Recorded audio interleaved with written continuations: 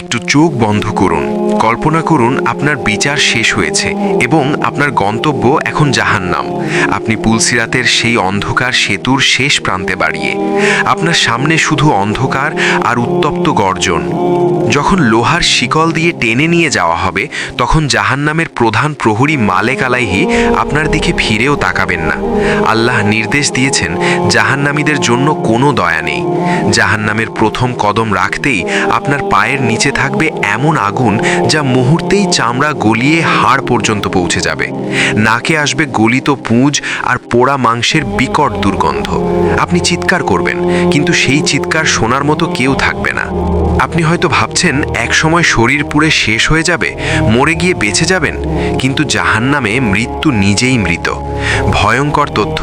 পবিত্র কোরআনে বর্ণিত হয়েছে, যখনই আপনার শরীরের চামড়া পুড়ে কয়লা হয়ে যাবে, ঠিক তখনই সেখানে নতুন সংবেদনশীল চামড়া গজিয়ে দেওয়া হবে। কেন জানেন? যাতে আপনি প্রতিবার নতুন করে টাটকা যন্ত্রণার স্বাদ পান। সেখানে জাহান্নামীদের শরীর হবে বিশাল, তাদের একটি দাঁত হবে উহুদ পাহাড়ের সমান। শরীর যত বড় হবে, আগুনের দহন তত বেশি অনুভূত হবে। সেখানে 1000 বছরেও একবার চোখের পাতা পড়বে না। ঘুম হবে আপনার জন্য এক অলীক স্বপ্ন। 1000 বছর পর যখন আপনি ক্ষুধার যন্ত্রণায় পাথরে মাথা কুড়বেন, তখন আপনার সামনে হাজির করা হবে জাক্কুম, ভয়ঙ্কর খাদ্য। এটি এমন এক বিষাক্ত কাঁটাময় ফল যা দেখতে শয়তানের মাথার মতো বিভৎস। এটি খাওয়ার সাথে সাথে আপনার পেটের ভেতর গলিত তামার মতো ফুটতে শুরু করবে। এরপর যখন পানির জন্য হাহাকার করবেন, তখন আপনার সামনে আনা হবে হামিম, তীব্র ফুটন্ত পানি, এবং গাসলিন, জাহান্নামীদের শরীর থেকে চুইয়ে পড়া রক্ত আর পুঁজের মিশ্রণ। এই পানি পান করা মাত্রই আপনার নাড়ি ভুঁড়ি গলে মলদার দিয়ে বেরিয়ে আসবে। 1000 কোটি বছর ধরে প্রতিদিনের রুটিন হবে এটাই। জাহান্নামে আপনার কোনো বন্ধু থাকবে না।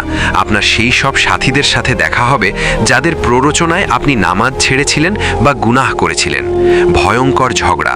আপনি আপনার নেতা বা বন্ধুকে অভিশাপ দেবেন, কিন্তু সেদিন শয়তান স্বয়ং দাঁড়িয়ে এক দীর্ঘ ভাষণ দেবে। সে বলবে, আল্লাহ ওয়াদা সত্য ছিল, আমি তোমাদের যা বলেছি সব মিথ্যা।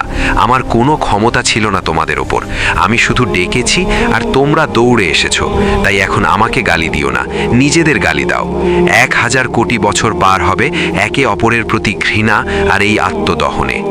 সবচেয়ে ভয়ঙ্কর মুহূর্তটি আসবে তখন, যখন কোটি কোটি বছর কান্নার পর জাহান্নামীরা আল্লাহকে ডাকবে, বলবে, হে আমাদের রব, আমাদের একবার বের করুন, আমরা আর গুনাহ করব না। দীর্ঘকাল পর আল্লাহর পক্ষ থেকে মাত্র একটি জবাব আসবে, লাঞ্ছিত অবস্থায় এখানেই পড়ে থাকো, আমার সাথে আর কোনো কথা বলো না। এই একটি বাক্য 1000 কোটি বছরের আগুনের চেয়েও বেশি কষ্টদায়ক হবে। স্রষ্টা যখন কথা বলা বন্ধ করে দেবেন, তখন জাহান্নামীদের সমস্ত আশা চিরতরে শেষ হয়ে যাবে। হে ভাই ও বোনেরা, আপনি কি ভেবে দেখেছেন 10 মিনিটের এই বর্ণনা শুনতেই আমাদের কলিজা কেঁপে উঠছে। তাহলে 1000 কোটি বছর আমরা কিভাবে সইব? কিন্তু সুসংবাদ হলো, আপনি এখনো জীবিত আছেন, আপনার নিঃশ্বাস এখনো চলছে। তার মানে আল্লাহ আপনাকে এখনো সুযোগ দিচ্ছেন। এখনই সময় দুহাত তুলে সেই দয়াময় রবের কাছে কাঁদার। চোখের পানি ফেলুন, নিজের জীবনের প্রতিটি গুনাহের জন্য লজ্জিত হন। মনে মনে বলুন, হে আল্লাহ, আমি শয়তানের ধোকায় পড়ে আপনার হুকুম অমান্য করেছি। আমি জাহান্নামের এই আগুন সইতে পারবো না। আপনি ছাড়া আমার আর কোনো আশ্রয় নেই। আল্লাহ অত্যন্ত দয়ালু। আপনি যদি আজ খাঁটি মনে তওবা করেন, তবে তিনি আপনার পাহাড় সমান গুনাহ মাফ করে দিতে পারেন। এই দুনিয়ার সামান্য 70 বছর আল্লাহর ইবাদতে কাটিয়ে দিন, বিনিময়ে পাবেন অনন্ত জান্নাত। আল্লাহ আমাদের সবাইকে জাহান্নামের এই ভয়াবহ আযাব থেকে রক্ষা করুন এবং তওবা করার তৌফিক দান করুন। আমিন।